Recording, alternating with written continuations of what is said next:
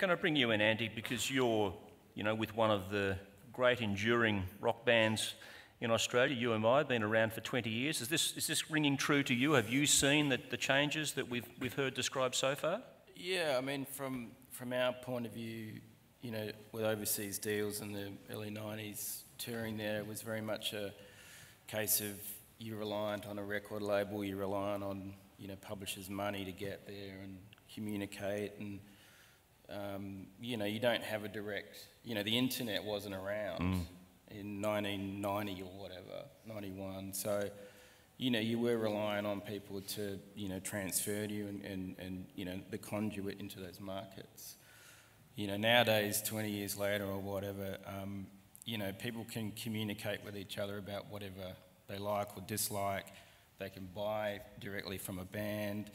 They can listen to internet radio. They can completely connect in any way they want, whether it's buying something, talking about something. So, the world is now tiny and people can reach over and things can happen really quickly.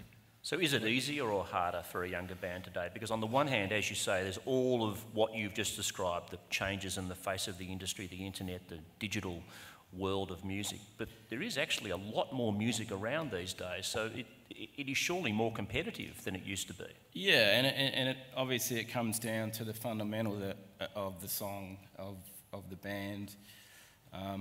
But at least, those barriers have been broken down. People can... If you are a good band, you don't necessarily have to tour Australia for 2 years and hopefully someone's going to pay for you to go to the US. Would you prefer to be a young band starting today than 20 years ago? Well, I think there's a trade-off. I think there are bands that have made, and acts and guys and girls who have made incredible tracks out of their bedrooms, and all of a sudden, Nick puts them on the air and then they're expected to play a festival. So I think, on one hand, this breakdown of barriers and direct communication in every way is fundamentally good, but there's also that gestation period that may be missing for some things, I think. But overall, I think the opportunities are there. It really comes down to your songs, what have you got to offer, but there's still financial barriers that people need to get over, and there still needs to be support around the exporting of music. I mean, Michael, we're finding bands that are like a band like Shepherd that you mentioned before, breaking it relatively big in America and so young. How much do they know about the industry that all of a sudden they've found themselves a success in? I mean, they haven't been, slogging it out on the pub circuit. Are they pretty savvy? Is that part of the reason they've made it? Very savvy. They had a great teacher in PNG where they grew up called Baruch Katan, who was with Yachty Indy. He's one of the best instrumentalists in the world. He taught them how to play. He taught them how to sing harmonies. When we took them on, they'd done 2 or 3 shows. They've now done about 140. And they've certainly had our team at Chug Music, Andrew Stone, myself, and a lot of other people kicking their ass and teaching them how it is. And when you're thrown... One of the great things about the young acts we have is they all cut it live. Being Hey Geronimo, the Griswolds, Deep Sea Arcade, Lime Cordial.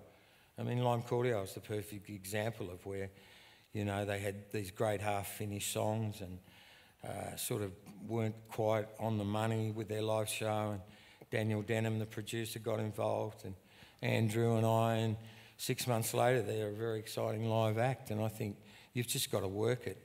And there is plenty of work out there in this country to work the bands up without slogging their hearts out. I think there are some bands get thrown in at the deep end and they're not quite ready, but I think, we've been very careful with the acts and what we've done with them and where we've placed them. But I've seen Shepherd play big festivals in Thailand and England and blow it away, and certainly Deep Sea Arcade, who've been in Europe for the last 4 or 5 months. The reviews and the reactions at the festivals and gigs over there have been amazing. So we're pretty confident about it, and you got to work on it. That's what it's all about. You got to learn, kids got to listen, and there's so much example of what's going on out there for them now. So if they're open-minded, it comes pretty quickly. Nick, can I bring you in? Because Triple J is, the radio station committed to playing, promoting, discovering, actually, Australian talent. It's part of your charter. Just out of interest, what percentage of Australian music does Triple J play? We play on average about 40%. It usually reaches up to around 50% though. That's our sort of, our minimum that we've set is about 40% Australian. And because you play so much Australian music, the pressure is on you to play that new Australian song, to, I suppose, represent a cross-section of genres, to break new ground. But you also, as we know, working for the ABC, you want to get reasonable ratings. So there's a balancing act there. How difficult is it for you to program the radio network when there's just so much music out there and so much pressure on you from young acts to play their stuff? It's never that hard to program the radio because we've got such an abundance of music that's out there and all of it's great. So whatever we end up throwing on the radio, we're confident that it's going to work. It's getting through all the other stuff that could also be great for radio, but we just may not have the space to add it to rotation. Each week we'll have hundreds and hundreds of CDs and singles and MP3s come our way. Obviously we can only add a certain amount, otherwise how are you going to fit it on the radio? So it's about picking and choosing and make sure that the balance of songs that you have represents the Triple J sound and make sure that we're getting the best bits. We're actually really blessed to have, with the launch of Unearthed Digital station, the Unearthed Digital radio station, to have that second platform to really sort of nurture some young bands and younger acts that may not be quite ready to make it to a Triple J rotation, but sound great on another platform. And the audience for Unearthed has grown so much over the last couple of years. So it's really nice to see that we've finally got a few extra platforms. And I'm hoping that, that continues in the radio market in the next couple of years through whatever means, because there's so much good music out there that there needs to be extra platforms for different styles, for different levels of musicians, and see where we go from there. And it's about the song, essentially, is it? It's about the song above all else. You're listening to all of this music and there's got to be something about it that grabs your ears. It's always about the song. You can be a band that translates incredibly well live, but just you don't have that song. You could be a band that's never left your bedroom, so you've never had a live show, but you've just made some songs which are absolutely flawless. So the fact that you haven't gone out there and toured isn't going to stop us from putting you on the radio. It's just about making that track. Now, does the listening audience these days have an expectation of Triple J that you will respond to what they want? I mean, the old-fashioned notion is that the wise men decide which music we should listen to and they program it onto the radio, and then we sit back and gratefully listen to all of this new music. But has that flipped a bit now? Yeah, definitely. It's we're a lot more on a level playing field with our listeners. Obviously, there's still, a good portion of our listeners who are just keen to turn on the radio, hear some great music, and get on with their day. But the amount of people who are actively going out there, discovering new music, wanting to own stuff, feel like that they've discovered it, that's huge, and it's growing and growing. So we have to keep up with people like that. It's easy to do so as well when the majority of the people that you work with at the station are people like that, who are actively looking out for music. And it's never just us in the music department who are dictating what goes on the radio. We'd be idiots if we left it to us solely, because there are so many incredible music heads across the station that are feeding us different channels of tunes and playing it on the radio. And so it's a lot more even playing field when it comes to responding to what the listeners want to hear. I mean, it's difficult, isn't it? I mean, how do you know what they're listening to? Because they're listening to it on and talking about it on such a variety of platforms. They may be swamping it on social media, they might be blogging about it, tweeting links, they might be, clicking onto YouTube. Aggregating and getting a sense of what's listened to in the modern digital era is so hard. How do you know what's out there under the surface, bubbling away? You've got to go out and meet the listener where they are. So the listeners are going to be across all the different social media platforms in different fields. You've got to be there digging amongst it with them. We're also really blessed because Triple J listeners love to tell us things. They love to tell us things. They love to tell us what they love. They love it even more to tell us what they hate. Why aren't you playing this song? Yeah. So it's about feeding through that and finding the stuff that's going to work. So we really go to the listeners where they are and interact with them, doing it that way. It's no more, as you said, it's no longer us sitting back and dictating stuff, which I think is really healthy. I think that's how it should be. Millie, Kathy, I mean, Triple J is big, but it's not that big when you compare it to all of the commercial FM radio stations who still dominate the market. That's still the prime airtime, and they're not playing, frankly, that much new Australian music. Why aren't they? Thanks for lobbing that one our way.